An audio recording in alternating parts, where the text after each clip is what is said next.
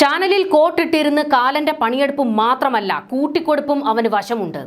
Channel റേറ്റിംഗിന് ഓച്ചാനിച്ച് നിൽക്കാനും ഈ അധമ മാപ്രയ്ക്ക് മടിയുണ്ടാകില്ല. രാഹുൽ മാങ്കൂട്ടത്തിലിനെ വെളുപ്പിക്കാൻ എത്ര കിട്ടി? ആ കാശിന് തിന്നാൽ ദഹിക്കില്ല ഹാഷ്മി താജ് ഇബ്രാഹിം. 24 ന്യൂസ് ചാനലിലെ ഹാഷ്മിക്ക് നേരെ അതിര് വിട്ടുപോകുന്ന സൈബർ ആക്രമണം. പലരുടെയും പോസ്റ്റുകളിൽ പുളിച്ച തെറിവിളിയും കേട്ടാൽ അറയ്ക്കുന്ന വാക്കുകളും. രാഹുൽ മാങ്കൂട്ടത്തിലിന് സ്കോർ ചെയ്യാൻ ഹാഷ്മി അവസരം വെച്ചുകൊടുത്തു എന്നാണ് വലിയ വിമർശനം. അതായത് അതിജീവിതകളെ വലിച്ചു കീറാൻ ഹാഷ്മി രാഹുലിന് അവസരം ഒരുക്കി കൊടുത്തുവെന്ന്. അധികമൊന്നും പ്രതികരിക്കാതെ വലിയ ചോദ്യങ്ങൾ ചോദിച്ച് രാഹുലിനെ ബുദ്ധിമുട്ടിക്കാതെ രാഹുലിനെ സ്വയം വെളുപ്പിക്കാൻ സമയം കൊടുത്തു. അതിജീവിതകൾക്കൊപ്പം എന്ന് പുട്ടിന് പീര പോലെ ഇടയ്ക്കിടെ പറഞ്ഞതല്ലാതെ വായും പൊളിച്ച് ഹാഷ്മി രാഹുലിനെ നോക്കിയിരിക്കുന്നതാണ് ഇന്റർവ്യൂവിൽ കണ്ടത്. അതെങ്ങനെയാ? രാഹുലും ഹാഷ്മിയും അളിയനും മച്ചമ്പിയുമാണല്ലോ. ഇതിനു മുൻപും ഇരുവരും ചിരിച്ചു മറിഞ്ഞു കുഴഞ്ഞു നിൽക്കുന്ന ചിത്രങ്ങൾ നമ്മൾ കണ്ടിട്ടുള്ളതാണല്ലോ. അപ്പോൾ അളിയൻ ഒരു പ്രശ്നം വരുമ്പോൾ ഊരിയെടുക്കാൻ മച്ചമ്പിയല്ലേ ഓടിയെത്തേണ്ടത്? അങ്ങനെയാണ് ഹാഷ്മി ഈ ഇന്റർവ്യൂവിന് വട്ടം കൂട്ടിയത് എന്ന വലിയ ഒരു വിമർശനമാണ് ഇപ്പോൾ ഹാഷ്മിക്ക് നേരെ ശക്തമാകുന്നത്. ഹാഷ്മിയെ കയ്യിൽ കിട്ടിയാൽ അങ്ങ് കൊന്നു തിന്നും. ആ കൊലവെറിയിൽ നിൽക്കുകയാണ് CPMന്റെ സൈബർ ഗ്രൂപ്പുകൾ. ഹാഷ്മിക്ക് നേരെ നടക്കുന്ന സൈബർ ആക്രമണം ആയുധമാക്കി രാഹുൽ ഗ്രൂപ്പും രംഗത്തേക്ക് ഇറങ്ങിയിരിക്കുകയാണ്. രാഹുലിന്റെ ഇന്റർവ്യൂ കണ്ട് കുരുപൊട്ടിയ കമ്മികളോട് വേടനെ വിളിച്ചിരുത്തി റിപ്പോർട്ടറിലെ മൊട്ട വെളുപ്പിച്ചപ്പോൾ നിന്റെയൊക്കെ വായിലെ പിരിവെട്ടിപ്പോയിരുന്നോ? ഇതുപോലെ കിടന്ന് കുരച്ചില്ല. അവനെതിരെയും ഒന്നല്ല 3 പരാതികളാണ്. അതിജീവിതകളെ അതിക്രൂരമായി ഉപയോഗിച്ചുവെന്നാണ് പരാതി. രാഹുൽ മാങ്കൂട്ടത്തിലിനെ സ്ത്രീലമ്പടൻ എന്ന് വിളിച്ച പിണറായി വേടനെ സ്ത്രീലമ്പടൻ എന്ന് എപ്പോഴെങ്കിലും വിളിച്ചോ? വേടന് പാടാൻ വേദി ഒരുക്കി കൊടുത്തവന്മാരല്ലേ നിങ്ങൾ? എന്നിട്ട് കമ്മികൾ സ്ത്രീപക്ഷം തള്ളാൻ വരുന്നത്. ഹാഷ്മിയുടെ നെഞ്ചത്ത് കുതിര കയറുന്നത് നിന്റെയൊക്കെ നാശത്തിനാണ്. അയാളുടെ ജോലി മാത്രമാണ് ചെയ്തത്. രാഹുലിനെ വെളുപ്പിക്കേണ്ട ഗതികേടൊന്നും എന്തായാലും ഹാഷ്മിക്കില്ല എന്ന് ഹാഷ്മിയെ പിന്തുണച്ചുകൊണ്ടാണ് രാഹുലിന്റെ ആർമി ഇപ്പോൾ നിൽക്കുന്നത്. വേടനെ വിളിച്ചു വരുത്തി അരുൺ ഇന്റർവ്യൂ എടുത്തത് മാത്രമല്ല, അയാൾ പറഞ്ഞ അരാഷ്ട്രീയത കേട്ടിട്ടും ഒരക്ഷരം പ്രതികരിക്കാതെ തലകുലുക്കിയിരുന്ന അരുൺകുമാറിനോട് കമ്മിക്കൂട്ടം എന്തുകൊണ്ട് കൊല വിളിച്ചില്ല? ദളിതന്റെ DNA-യിൽ പഠിക്കാനുള്ള കഴിവില്ലെന്ന അങ്ങേയറ്റം വിവരക്കേട് പറഞ്ഞവനെ പുഞ്ചിരിച്ചുകൊണ്ടാണ് അരുൺകുമാർ കേട്ടിരുന്നത്. അയാളെ ഒന്ന് തിരുത്താൻ പോലും സ്വയം പുരോഗമനവാദി അരുൺ തയ്യാറായില്ലല്ലോ. സാറ്റ് കളിച്ചതിനല്ല വേടനെതിരെ പരാതി വന്നത്, പീഡന പരാതിയാണ് വന്നിരിക്കുന്നത്. ഉഭയകക്ഷി സമ്മതത്തോടെ ലൈംഗിക ബന്ധം നടന്നുവെന്ന് രാഹുൽ സമ്മതിക്കുന്നുണ്ട്. അയാൾ നിഷേധിക്കാൻ തയ്യാറായില്ലല്ലോ. എനിക്ക് പറയാനുള്ളത് പറയാൻ അവസരം തരണമെന്ന് മാത്രമാണ് രാഹുൽ ആവർത്തിച്ചത്.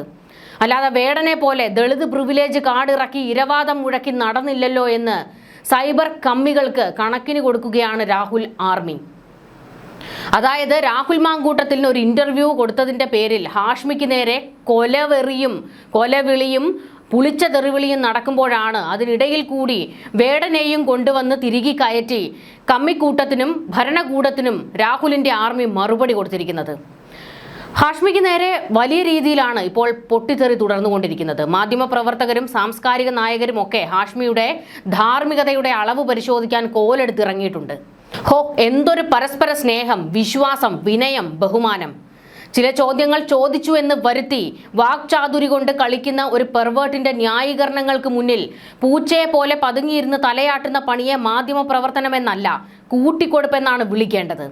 മാധ്യമപ്രവർത്തകനായ ബഷീർ വള്ളിക്കുന്ന് ഫേസ്ബുക്കിലൂടെ 24 ചാനലിന്റെ അഭിമുഖത്തെ വിമർശിച്ചുകൊണ്ട് കുറിച്ചതാണ് ഇത്.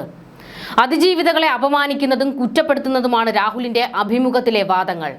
മലയാളത്തിൽ മറ്റു വാർത്താ ചാനലുകൾക്ക് മുന്നിൽ പിടിച്ചു നിൽക്കാൻ കഥാപ്രസംഗം കൊണ്ട് മാത്രം പറ്റില്ലെന്ന സാഹചര്യത്തിൽ എന്തും ചെയ്തു പോകുമെന്ന അവസ്ഥയിലാണ് 24 എന്നും വയറ്റിപ്പിഴപ്പാണ് അവരെ കൊണ്ട് ഇക്കാര്യം ചെയ്യിച്ചതെന്നും ബഷീർ വള്ളിക്കുന്നിലിന്റെ വിമർശനത്തിന് താഴെ വന്ന കമന്റുകളിൽ പ്രതികരണം വരുന്നു.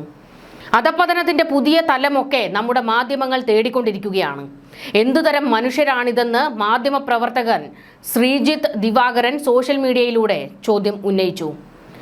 രാഹുലിനെ വെളുപ്പിക്കുന്നതിനായി എടുത്ത അഭിമുഖമായിരുന്നോ ഇതെന്നും പണം വാങ്ങിയാണോ സംപ്രേഷണം ചെയ്തതെന്നും സോഷ്യൽ മീഡിയയിൽ പോസ്റ്റ് ചെയ്തിരിക്കുന്ന അഭിമുഖത്തിന് താഴെ വന്ന കമന്റുകളിൽ ചോദിക്കുന്നു.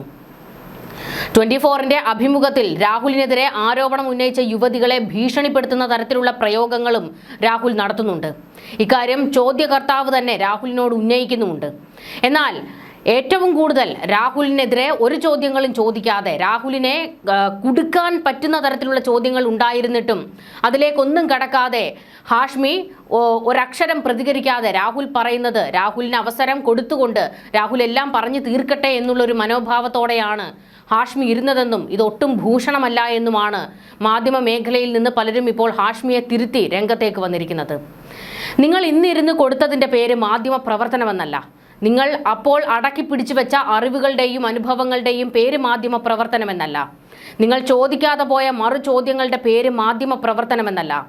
അയാൾ പറഞ്ഞതിനേക്കാൾ അയാളെ അറിയാവുന്ന നിങ്ങൾ അയാളുടെ വാദങ്ങളെ നേരിയ ഒരു പ്രതിരോധം കൊണ്ടുപോലും മുറിവേൽപ്പിക്കാതെ പരിരക്ഷിച്ചതിൻ്റെ പേര് മാധ്യമ പ്രവർത്തനമെന്നല്ല.